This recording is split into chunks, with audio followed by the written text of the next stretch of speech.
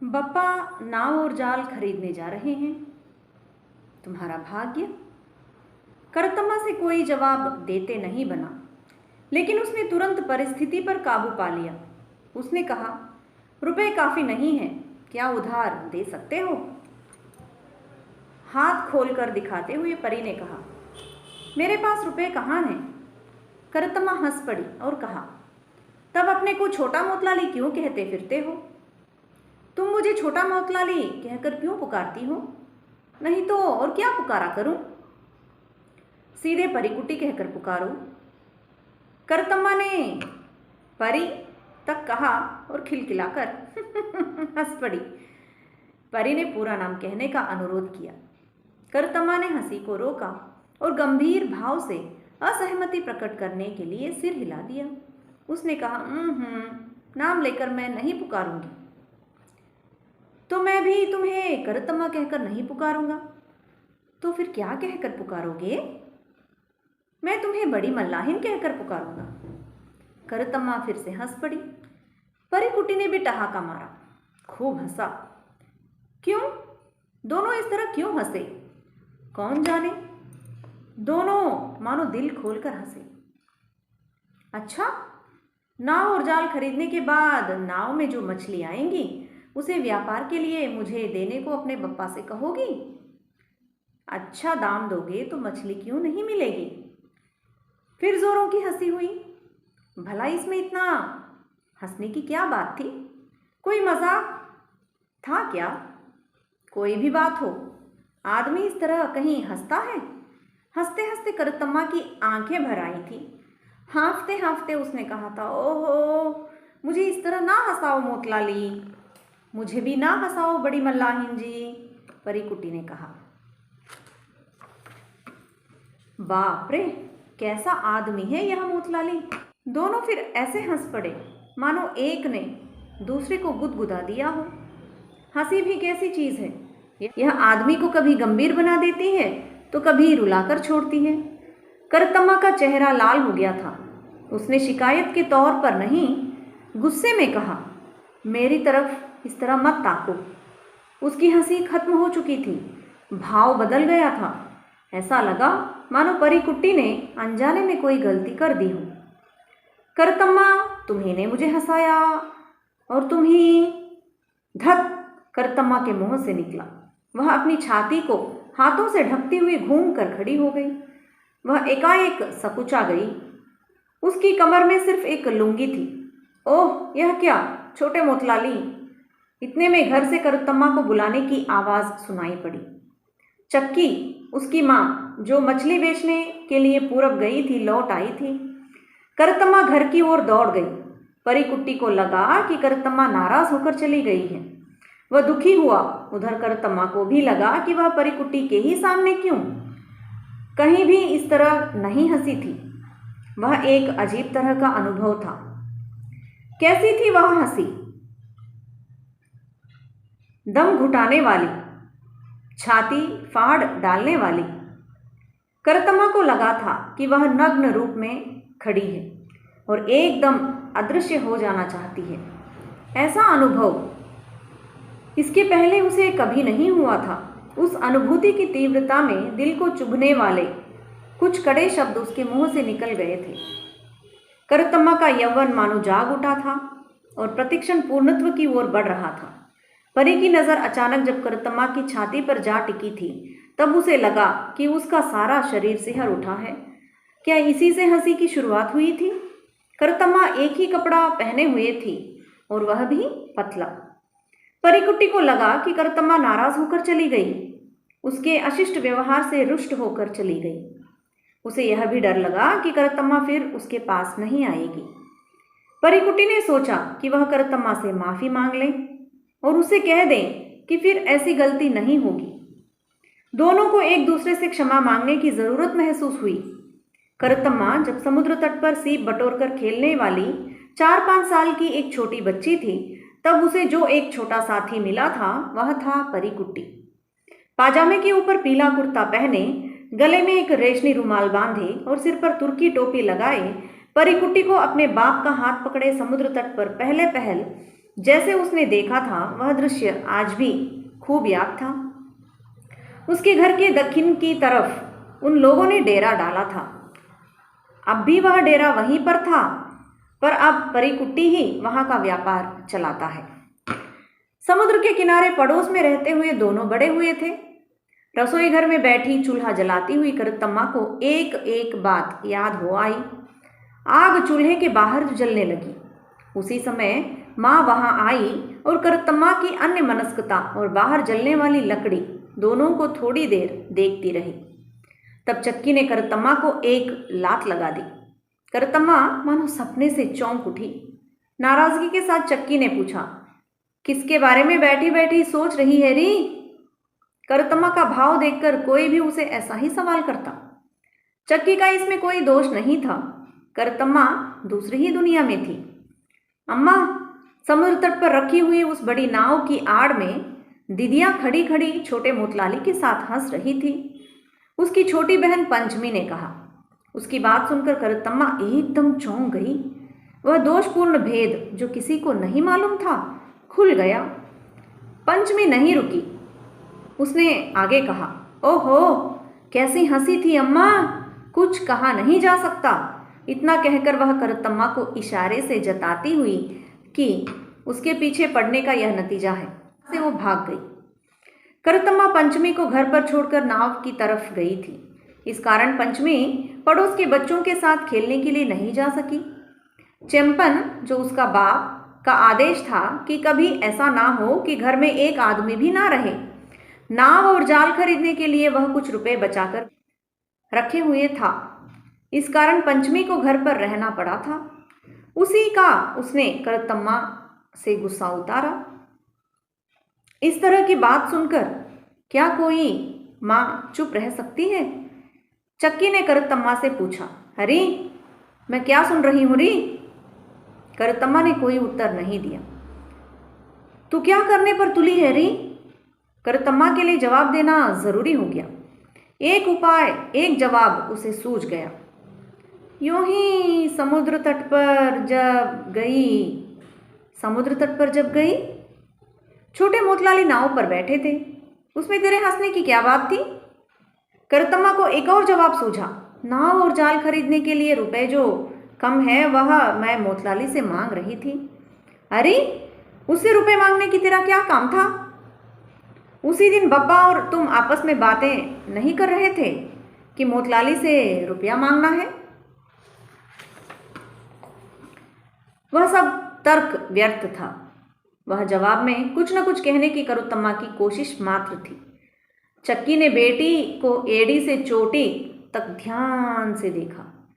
चक्की भी उस उम्र से होकर गुजर चुकी थी।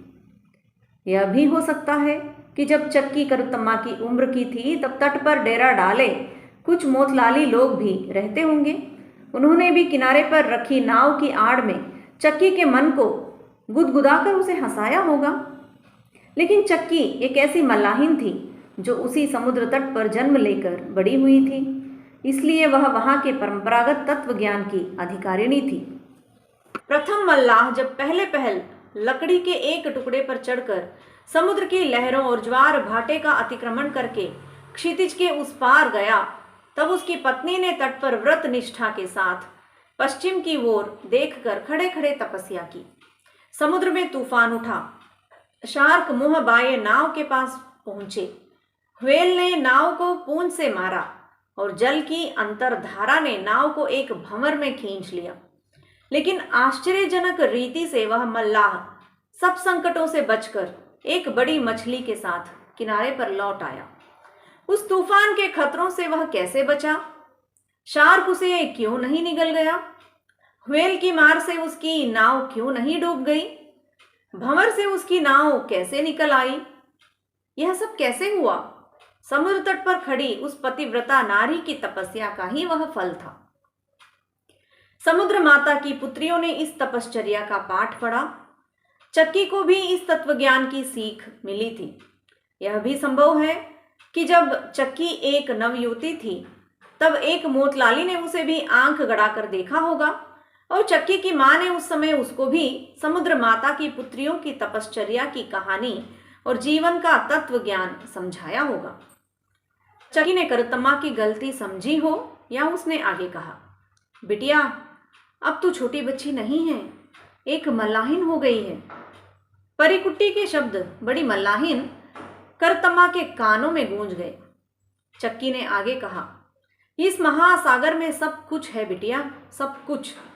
इसमें जाने वाले लोग कैसे लौटकर आते हैं यह तुझे क्या मालूम। तट पर उनकी स्त्रियों के पवित्रता से रहने से ही यह होता है। वे पवित्रता का पालन ना करें तो मल्लाह नाव सहित भंवर में पड़कर खत्म हो जाए। मछुआरों का जीवन वास्तव में तट पर रहने वाली उनकी स्त्रियों के हाथ में ही है। यह पहला अवसर नहीं था जबकि करतम्मा ने उपर्युक्त आशय की बात सुनी हो। जहां 4 मल्लाहिन इकट्ठी होती वहां इन शब्दों को दोहराना एक मामूली बात थी। फिर भी परिकुट्टी के साथ हंसने में क्या गलती हुई थी। किसी मछुआरे का जीवन उसे सौंपा तो नहीं गया था। जब सौंपा जाएगा तब उसकी रक्षा वह जरूर करेगी। कैसे करना है यह भी उसे मालूम था। मल्लाहिनों को यह किसी से सीखने की जरूरत नहीं है। चक्की ने आगे कहा, क्या तुझे मालूम है कि यह समुद्र कभी कभी क्यों रंग बदलता है। समुद्र माता क्रोध आ जाने पर एक साथ सब नष्ट कर डालती है, नहीं तो अपनी संतान के लिए सब कुछ देती है। इसमें सोने की खान है बेटी, सोने की खान। चक्की ने बेटी को फिर एक बड़ा उपदेश दिया। पवित्रता ही सबसे बड़ी चीज है बेटी। मल्लाह की असली संपत्ति मल्लाहिन की पवित्रता ही है। कभी कभी छोटे मोतलाली लोग समुद्र तट को अपवित्र कर देते हैं। पूर्व से स्त्रियां झींगी पीटने और सूखी मछली को बोरों में भरने के लिए आया करती हैं और वह तट को अपवित्र कर देती हैं। समुद्र तट की पवित्रता का महत्व उन्हें क्या मालूम। वे समुद्र माता की संतान तो है नहीं, लेकिन उसका फल भोगना पड़ता है मछुआरों को। तट पर रखी हुई बड़ी नावों की आड़ और यहाँ की झाड़ियाँ बहुत खतरनाक जगह हैं। वहाँ सतर्क रहने की जरूरत है। इतना कहकर चक्की ने बेटी को गंभीरतापूर्वक सावधान किया। तेरी अब उम्र हो गई है, छाती भर आई है, चेहरा मोहरा सब हृष्ट पुष्ट हो गया है। हो सकता है छोटे मोतलाली लोग और दूसरे नासमझ जवान लड़के तेरी ओर नजर गड़ाकर देखें। यह सुनकर करतम्मा चौंक गई। नाव की आड़ में ठीक वही बात हुई थी। उसके मन में उस समय विरोध की जो भावना उठी थी वह शायद परंपरा से प्राप्त भावना थी। यदि कोई छाती की ओर या नितंबों की ओर आंख गड़ाकर देखे तो वह बात समुद्र माता की संतान की मर्यादा के विरुद्ध होगी ही। बिटिया मेरी, तू समुद्र में तूफान उठाकर मछुआरों की जीविका नष्ट ना कर। करतम्मा डर गई। चक्की ने आगे कहा, वह तो विधर्मी है, उसे इन बातों की क्या परवाह होगी। चक्की इस तरह बोल रही थी मानो वह सारी बातें समझ गई हो। उस रात को करतम्मा को नींद नहीं आई। पंचमी पर जिसने उसका भेद खोल दिया था उसे कोई गुस्सा नहीं आया। उसने यह भी नहीं सोचा कि पंचमी ने क्यों कह दिया, क्योंकि उसने अपनी गलती महसूस की। समाज में सदियों से अविच्छिन्न रूप से चला आने वाला तत्व ज्ञान उसमें भी अवश्य था। शायद वह निश्चित रूप धारण कर रहा था। वह शायद डरती भी होगी कि वह पथ भ्रष्ट हो जाएगी। जब यह डर था तब तो पंचमी से नाराज होने का कोई कारण ही नहीं रहा। करतम्मा जहां थी वहां से मानो उसे उखाड़ फेंकने की नीयत से एक गीत की कुछ कड़ियां समुद्र तट की ओर से आकर उसके कानों में समा गई। करतम्मा ने ध्यान से सुना। गाना परिकुट्टी गा रहा था। वह कोई गायक नहीं था, फिर भी नाव के एक तख्ते पर बैठा वह गा रहा था। अपने वहां बैठने की जो खबर देना चाहता था वह और किसी जरिए दे सकता था। जिसके लिए खबर थी उसे खबर मिल गई। तीर निशाने पर जा लगा। करतम्मा का मन विचलित हो उठा। चुपके से उठकर चली जाए तो परिकुट्टी फिर नजर गड़ाकर उसकी छाती और नितंबों की ओर देखेगा। जाना भी उसे नाव की आड़ में होगा और वह खतरनाक जगह है। परिकुट्टी विधर्मी भी तो है। गाने की वे कड़ियां मल्लाहों के एक गीत की कड़ियां थी। थोड़ी देर और सुनती रहे तो वह जरूर निकलकर चली जाएगी, ऐसा करतम्मा को लगा। हृदय के भीतर घुस जाने वाली उन पैनी नजरों का प्रहार सहन करने में भी एक आनंद था। वह पट लेट गई और कानों में उंगलियां डालकर उन्हें बंद कर दिया। फिर भी वह गाना भीतर घुसता रहा। करतम्मा रो पड़ी। उस कोठरी का कमजोर दरवाजा खोला जा सकता था, वह टूटकर गिर भी सकता था, लेकिन करतम्मा थी एक ऐसे घेरे के भीतर जिसकी दीवार किसी भी तरह तोड़ी नहीं जा सकती थी। वह घेरा था समुद्र माता की संतान के तत्व ज्ञान की ऊंची और मोटी दीवार का घेरा। उसमें न खिड़कियां थी न दरवाजे, लेकिन क्या शरीर का गर्म खून उसे तोड़ नहीं देगा? इस तरह का घेरा कभी टूटा नहीं है। परिकुट्टी का गाना उस निर्जन समुद्र तट पर फैल गया। वह एक मल्लाहिन को रात के समय दरवाजा खुलवाकर बाहर निकालने के लिए तैयार किया हुआ गाना नहीं था। उसमें न लय थी न ताल। गाने वाले की आवाज भी अच्छी नहीं थी, फिर भी उसमें एक विशेष आकर्षण था। परिकुट्टी का इरादा सिर्फ यह जता देना था कि वह वहां बैठा है। उसे तो करतम्मा से माफी मांगनी थी। गाते गाते उसका गला दुखने लगा। करतम्मा ने कानों से उंगलियां निकाल दी। बगल की कोठरी में उसके माँ बाप आपस में बात कर रहे थे, नहीं झगड़ रहे थे। करतम्मा के कान खड़े हो गए। वे उसी के बारे में बात कर रहे थे। चेम्पन ने कहा, मैं सब कुछ जानता हूं, तेरे कुछ कहने की जरूरत नहीं है, मैं भी तो आदमी हूं। चक्की गुर्राई, ओ आदमी हो, जान लेना भी काफी नहीं है, बिटिया कलंकित हो जाएगी तब। जा जा, उसके पहले ही मैं उसे भेज दूंगा। सो कैसे? बिना रुपए लिए कौन ले जाने के लिए आएगा? सुन, कहकर चेम्पन ने अपनी सारी योजना सुनानी शुरू कर दी। करतम्मा वह विवरण 100 बार पहले भी सुन चुकी थी। चक्की ने दुख और रोष से कहा, अच्छा तो नाव और जाल खरीदते रहो। चेम्पन ने अपना निश्चय दोहराया, कुछ भी हो, मैं उन रुपयों में से 4 पैसे भी नहीं निकालूंगा। तुम उन पर आंख मत लगाओ। चक्की ने यह कहकर अपना गुस्सा उतारा। बिटिया का कोई विधर्मी कुमार्ग पर ले जाएगा, अब यह होने जा रहा है। चेम्पन ने कोई जवाब नहीं दिया। चक्की के डर की गुरुता उसके दिमाग में कैसे नहीं घुसती। थोड़ी देर बाद उसने कहा, मैं एक लड़का लाऊंगा। बिना पैसे के ही? चेम्पन ने हुंकार भर दी। चक्की ने कहा, कोई ऐरा गहरा होगा, तू देखती रहना। संतुष्ट ना होकर चक्की ने आगे कहा, ऐसा ही है तो लड़की को बांध कर समुद्र में फेंक देना अच्छा होगा। चेम्पन ने फटकारा, धत तेरे की, यह नाव और जाल सब किसके लिए हैं? चेम्पन ने जवाब नहीं दिया। चक्की ने सुझाया, उस वेल्लमणि वेलायुधन के बारे में क्यों नहीं सोचते? नहीं, वह नहीं चाहिए। क्यों? उसमें क्या कमी है? वह सिर्फ एक मल्लाह है, मामूली मल्लाह। तब बिटिया के लिए मल्लाह नहीं तो और किसे लाने जा रहे हो? इसका कोई जवाब नहीं था। माँ की यह बात कि कोई विधर्मी बेटी को कुमार्ग में ले जाएगा करतम्मा के कानों में गूंज गई, लेकिन उसके बाप को उसका पूरा मतलब समझ में नहीं आया। करतम्मा का कलेजा धक धक करने लगा, मानो फट जाएगा। विधर्मी ने क्या उस समय भी उसे कुमार्ग की ओर खींच नहीं लिया था? यहीं पर पहला अध्याय समाप्त होता है। आगे के पाठों के लिए मेरे चैनल के साथ जुड़े रहिए। लक्ष्मीप्रियाज़ वर्ल्ड सब्सक्राइब कर लें, लाइक करें, कमेंट करें।